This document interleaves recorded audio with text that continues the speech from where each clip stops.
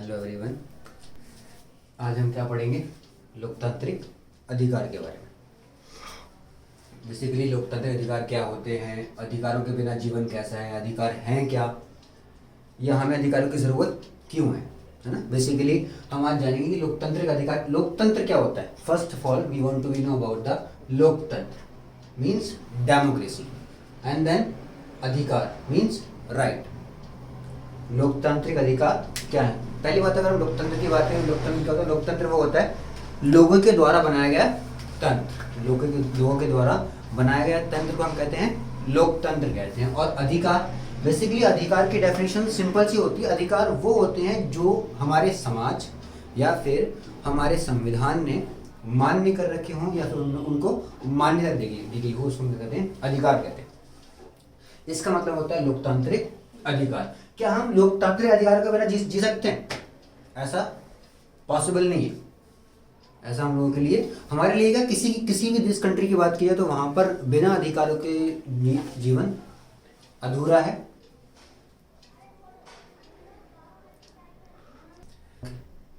अधिकारों के बिना जीवन कैसा है? अधिकारों के बिना अगर बात की जाए तो अधिकारों के बिना जीवन ठीक, मतलब जीवन ठीक क्या, हम जी नहीं सकते। हम राइट्स के बिना, राइट्स कोई सा भी हो, भले ही राइट टू लिविंग हो, राइट टू लाफिंग हो, राइट टू स्पीक हो, राइट टू एजुकेशन हो, या राइट टू इंडिपेंडेंस हो, या राइट टू रिलीजन हो, कुछ भी हो, अगर हमारे पास कोई भी राइट नहीं होगा तो हम अच्छे से नहीं जी पाएंगे। हम सर्वाइव कर ही नहीं सकते जिंदगी के अंदर। कोई भी काम नहीं कर सकते हम, ना कोई काम कर सकते, ना कोई बिजनेस कर सकते, ना कोई मजदूरी कर सकते। हम यहाँ तक कि बेसिकली जन्म ही नहीं सकते अगर हमारे पास में राइट्स नहीं है। बिकॉज अगर राइट्स नहीं होंगे तो सपोज दैट एक रिच पर्सन है और एक पुअर पर्सन है। एक हॉस्पिटल बना हुआ जिसके अंदर, अगर जिसके पास पैसा होगा बेसिकली वो जा पाएगा ना, कहाँ पर?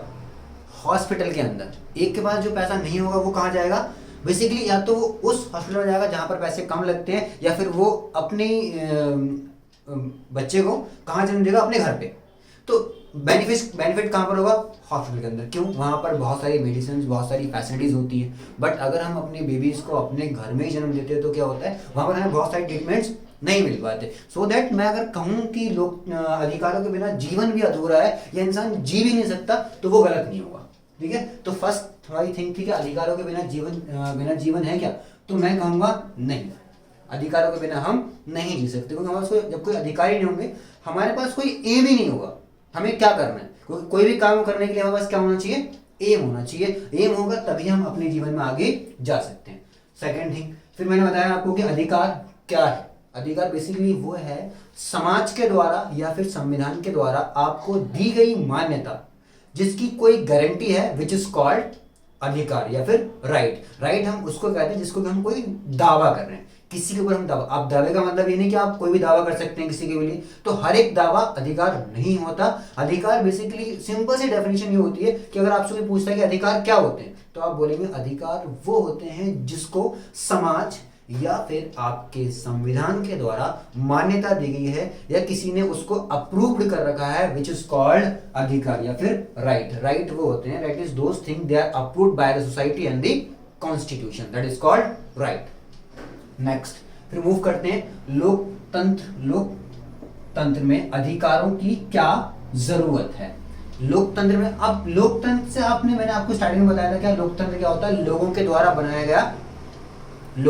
बनाया गया तंत्र जिसको लोग बना, जिस देश को लोग बनाते हैं, जिसके देश के नेताओं को लोग चुनते हैं। अगर आपके देश के नेताओं को लोग चुन रहे हैं तो वहां की सरकार कैसी होगी? लोकतांत्रिक सरकार होगी, मतलब कि डेमोक्रेटिक गवर्नमेंट होगी। अब यहां पर मैंने बोला कि लोकतंत्र में अधिकारों की क्या जरूरत है। अगर लोकतंत्र में अधिकार ही नहीं होंगे या बिना अधिकार के, मैं कह सकता हूं लोकतंत्र बनना ही मुश्किल है। क्यों? अगर लोगों के पास राइट टू वोट नहीं होगा तो वोट नहीं दे पाएंगे। जब वो वोट नहीं दे पाएंगे तो अपनी मनपसंद का लीडर नहीं चुन सकते। और लोकतंत्र का सिंपल सा मतलब होता है कि आपके मन के द्वारा चुनी गई कोई भी सरकार या चुना गया कोई भी डिसीजंस बाय योरसेल्फ। लोकतंत्र में अधिकारों की बहुत ज्यादा जरूरत है। जैसे कि अगर आपके पास वोटिंग का अधिकार नहीं होगा तो आप वोट नहीं दे सकते, और जब आप वोट नहीं दे पाएंगे तो क्या होगा? बेसिकली ऑब्वियसली फाइनली ये होगा, अगर आपको वोट देने का अधिकार, जैसे कि अगर मैं बात talk about ancient time, 80s में जाऊं मैं, 70s में जाता हूं, तो क्या था उस समय किसी को वोट देने का अधिकार था नहीं,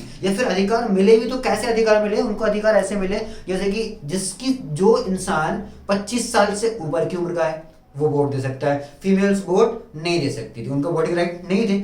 मैं बात करूं 1891 की, उस समय आगा के फ्रांस में फीमेल्स को वोटिंग राइट नहीं था, लेकिन उससे पहले कौन था, वो लोग वोट दे सकते थे जिनके पास अपने एक महीने की सैलरी को टैक्स जमा करने की कैपेबिलिटी थी, या फिर जिसके जो 25 साल से अबव था, वो भी पुरुष, नॉट फीमेल्स, मतलब महिलाओं को वोट देने का अधिकार नहीं था। तो जब उनके पास वोट देने का अधिकार था ही नहीं, तब हम नहीं कह सकते थे कि वो देश क्या है, एक लोकतांत्रिक देश है, एक डेमोक्रेटिक कंट्री है। बेसिकली लोकतंत्र में अधिकारों की बहुत ज्यादा जरूरत है। Without the rights we are not make a लोकतांत्रिक एंड डेमोक्रेसी कंट्री। और हम जानते हैं भारत क्या है, लोकतांत्रिक देश है, लोगों के द्वारा बनाया गया तंत्र है, जिसमें लोगों के द्वारा बनाई गई सरकार को चलाया जाता है। Let's move on. अधिकार क्या है हमने पढ़ लिया, लोकतंत्र में अधिकारों की क्या जरूरत है। इसके आगे हम पढ़ते रहेंगे अधिकार के बारे में, बहुत बहुत कुछ होता है। यहाँ तो मैंने बहुत लिटिल थिंग्स आपको बता रहा हूँ, लेकिन हम आगे जब चलेंगे तो हर एक अधिकार के बारे में, कॉन्स्टिट्यूशन के बारे में आपको एक एक चीज को डीपली बताया जाएगा, जिससे कि आपको आप समझ पाओ कि बेसिकली अधिकार हमें क्यों जरूरी थे, कहां पर किसका यूज हो सकता है, हम अपने अधिकारों को कैसे ले सकते हैं, या अगर कोई हमारे अधिकारों को डिस्ट्रॉय कर रहा है तो हम उसको कैसे वापस रिसीव करें। Then we move on. भारतीय संविधान में अधिकार।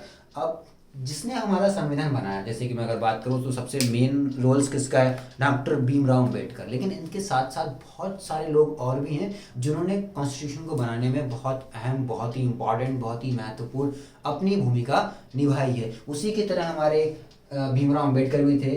तो भारतीय संविधान में जो अधिकार, उन्हें पता था कि आगे आने वाले समय में क्या होगा, कि जो मेजोरिटी ऑफ पीपल्स होंगे, मतलब जो ज्यादा जनसंख्या वाले लोग होंगे, या जो अमीर लोग होंगे, या जिनका ग्रुप बड़ा होगा, वो लोग आगे जाके लीडर्स बनेंगे, उनकी सरकार चलेगी, उनकी सत्ता चलेगी। तो क्या होगा, जो पीपल्स पर्सन है, जो मेजोरिटी ऑफ पर्सन नहीं है, जो माइनॉरिटी ऑफ पर्सन है, वो कैसे हो जाएंगे, उन लोगों की संस्कृति, उन लोगों की लैंग्वेजेस, उन लोगों की पावर्स छिनने लगेगी, मतलब वो स्प्रेड नहीं हो पाएगी। लेकिन जो मेजॉरिटी ऑफ पीपल्स होंगे वो क्या करेंगे, उनकी पॉपुलेशन बढ़ती रहेगी।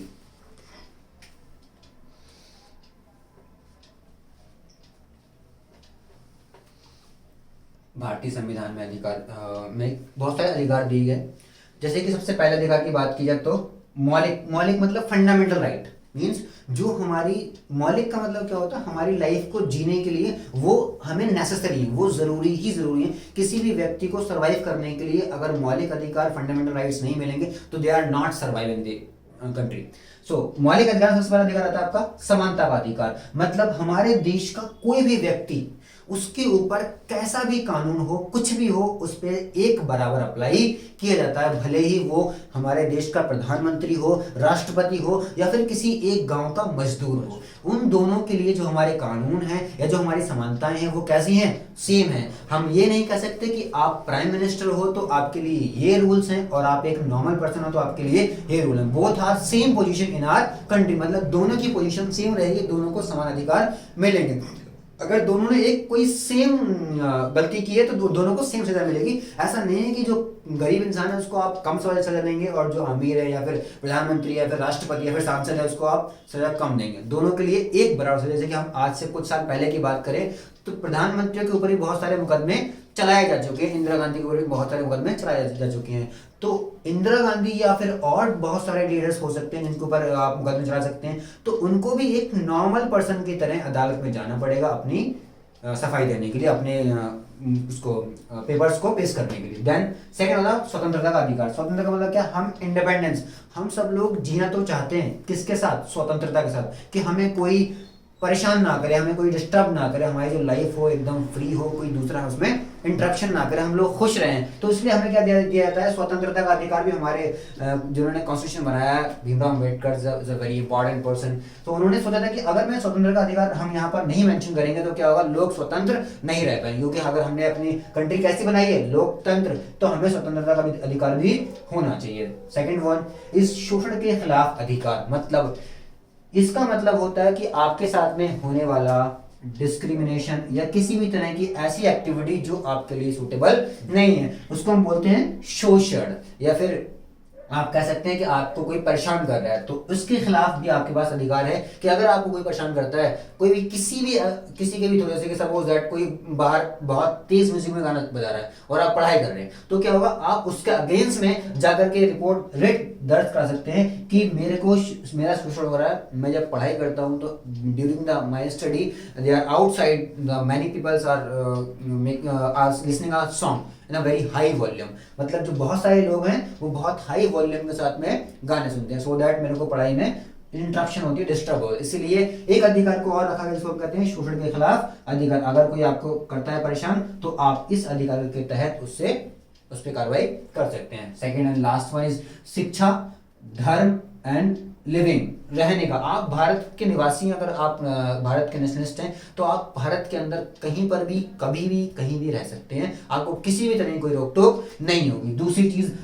हम जानते हैं भारत एक धर्मनिरपेक्ष देश है। कैसा? एक धर्मनिरपेक्ष का मतलब होता है कि एक देश में बहुत सारे धर्मों का एक साथ में रहना, इसीलिए हमारे देश में बहुत सारे धर्म हैं, तो हमने एक राइट और भी रखा हुआ है कि धर्म का अपने हर एक व्यक्ति को अपने अपने धर्म को मानने, उसको उसकी पैरवी करने, उसका प्रचार प्रसार करने की स्वतंत्रता है। हम उसको किसी प्रकार की रोक टोक नहीं लगा सकते। वो अपने धर्म में चाहे तो रह सकता है, चाहे तो दूसरे धर्म में जा सकता है। हम किसी को फोर्सफुली किसी भी धर्म में कन्वर्ट नहीं कर सकते। अगर वो चाहता है अपने धर्म को कन्वर्ट करना, जैसे कि अगर मुस्लिम इंसान है वो हिंदू बनना चाहता है तो वो इजीली बन सकता है, लेकिन कोई भी मुस्लिम व्यक्ति किसी भी हिंदू को, या कोई भी हिंदू व्यक्ति किसी भी मुस्लिम को जबरदस्ती हिंदू या मुस्लिम नहीं बना सकता, ये उसके पास में राइट नहीं है। सेकंड लास्ट वन है क्या? शिक्षा का, एजुकेशन का, राइट टू एजुकेशन।